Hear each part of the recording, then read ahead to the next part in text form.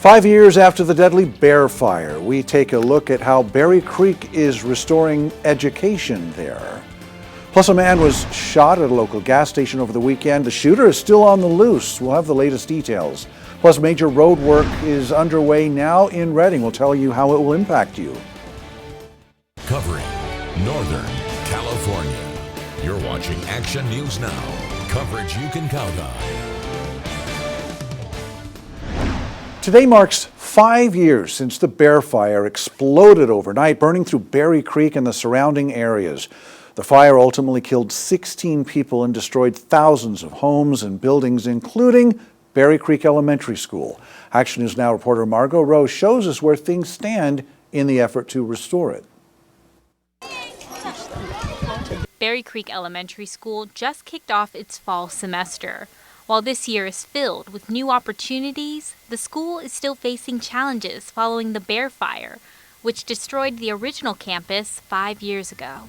To ensure all students and staff have a welcoming, safe learning environment that is meeting their social emotional needs and the support as they move forward in coming from a pretty traumatic last 5 years. Newly appointed superintendent and principal Darcy Pollock is determined to help the school overcome the challenges, specifically making sure the facility can accommodate the growing student body.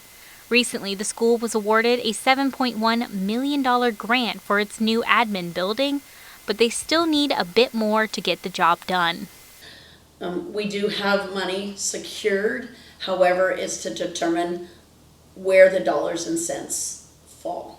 So until we know that, we know building costs, where we might need to make cuts, and what is the most important, it's really hard to know, and that will be coming in the next few months. Despite the grant funding challenges for Phase 2 of the school is reaching new milestones since reopening last year. Our enrollment is climbing. I'm seeing new families enroll. Each week we get a couple new students. Originally we were at 56 students when the fire happened. We got down as low as 29 and now we're at 52. So we see it climbing as we rebuilt the school and people feel safer bringing their kids to a school in their town and not an hour away. Reporting in Berry Creek, I'm Margot Rowe for Action News Now. Now, Pollock says the school and county have brought many resources for students and staff, including a counselor, wellness counselor, and reading literacy coach, and they're connecting with smaller community schools for events like summer school this year. New at 6, police are asking for your help finding the person who assaulted someone and stole their bike in downtown Chico. We told you about this last week. The theft resulted in an assault that happened on Main Street and West 1st. Witnesses say multiple people saw it happen and chased down the suspect, and the bike was recovered, but the suspect was not located. Well, today police are asking for your help. So look at this video here. Police are saying the suspect is a white man who was wearing jeans, a white t-shirt, and dark shoes. If you have any idea who the man in the video is, contact the Chico Police Department. New tonight, we now know the name of the man found dead under suspicious circumstances in an abandoned Gridley warehouse. Police say he was 39-year-old Edgar Garcia, a citizen of Mexico. We told you last month when police found his body at the warehouse at the south end of Virginia Street near Cedar Street. At the time, they said they did not know who he was. The Butte County Coroner's Office will now conduct an autopsy to determine the official cause and manner of Garcia's death, but officials say they do suspect foul play. If you have any information, call the Gridley Police Department. Chico police arrested a man on felony charges after he accidentally shot himself in the arm. It happened around 3 this morning on 7th Street. Police say officers in the area heard a gunshot and located 21-year-old Cameron Perrin, who had a visible gunshot wound on his wrist. They say Perrin claimed it happened when he tried to hide a revolver in the back of his truck and dropped it, and it went off, shooting him in the wrist. Well, after receiving medical treatment, Perrin was arrested on charges of carrying a loaded firearm in public, willful discharge of a firearm in a grossly negligent manner, and possession of metal knuckles.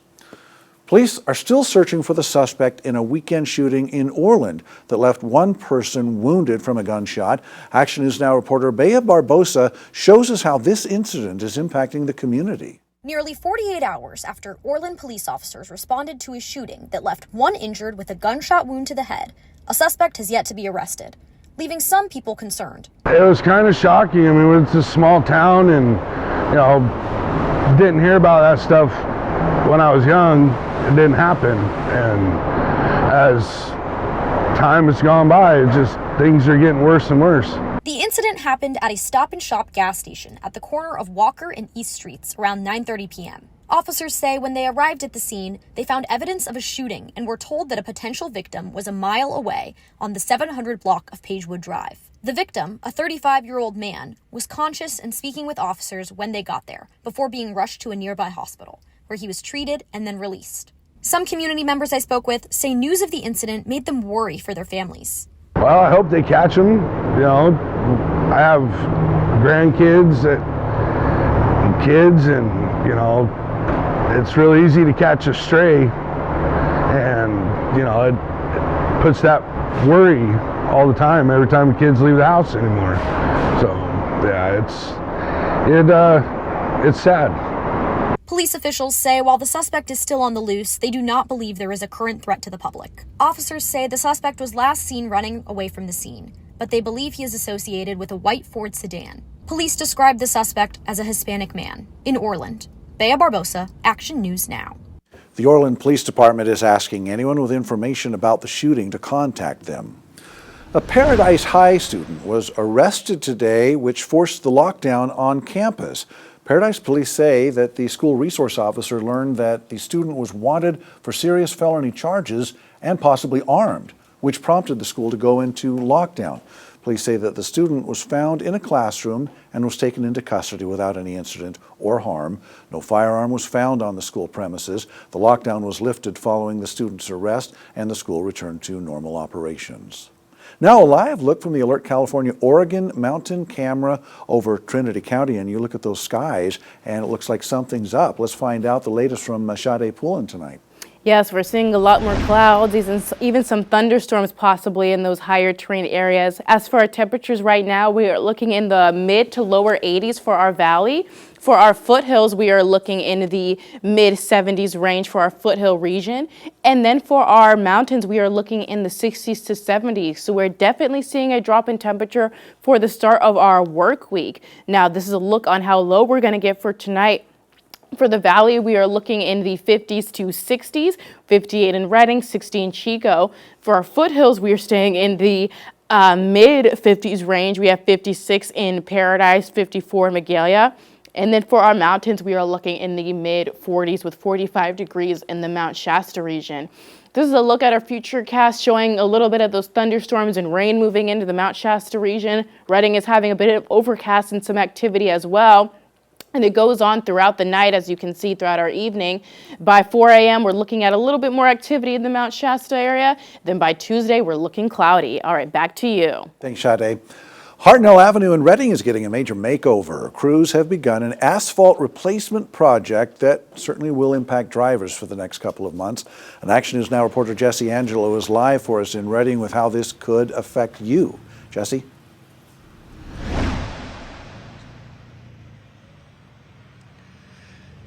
Yeah, that's right, Alan. The city says the $1.6 million project is aimed at replacing deteriorating pavement as well as making the streets safer for all people that use it, cars, cyclists, and pedestrians alike. Now, construction teams will be pouring more than 9,000 tons of asphalt along Hartnell Avenue. They're also updating ADA curb ramps as well as restriping traffic lines as well. City leaders say the project is about keeping up with growing traffic demands from new housing and businesses.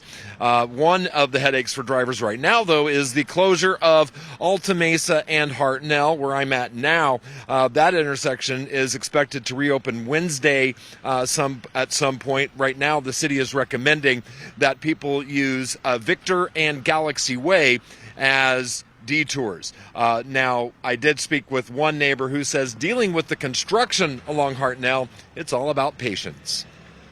It won't bother me at all. I'm patient. I'm patient. I can just wait and go when it's time to go.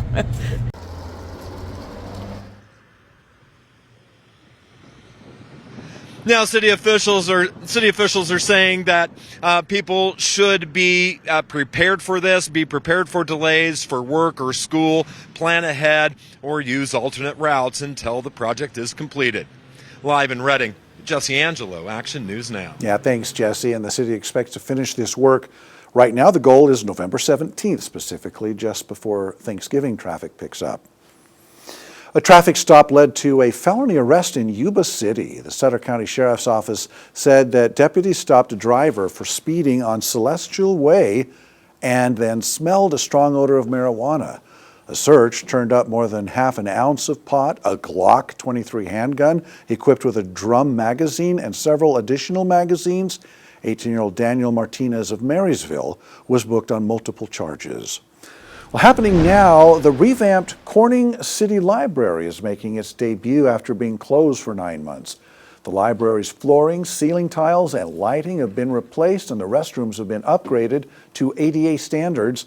The grand reopening event will run until 7 p.m. at the location on 3rd Street. What is a helicopter ball drop, and how can you get involved by helping a local cause? We'll have the story.